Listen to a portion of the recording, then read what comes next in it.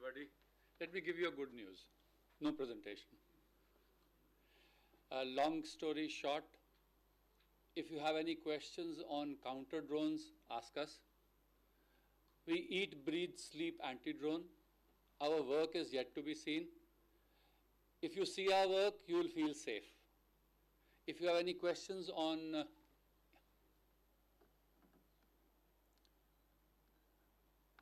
which anti-drone systems will work and which will not, that's a question we are grappling for last 6 years.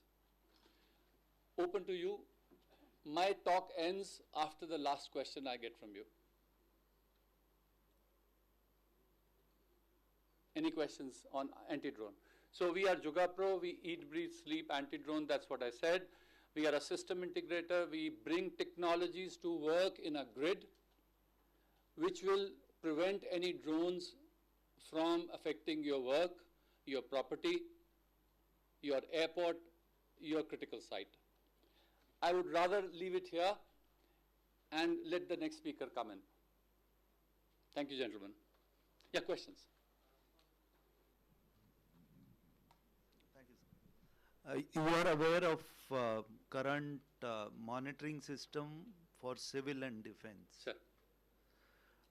Without having a civil system, how can we really develop a counter-drone capability with the kind of challenges we have had during Op Sindoor and during the peacetime we have it across the border, especially in the border states of Punjab. So we need so I'll answer one by one. We need a grid of anti-drone solutions, not a singular anti-drone solution.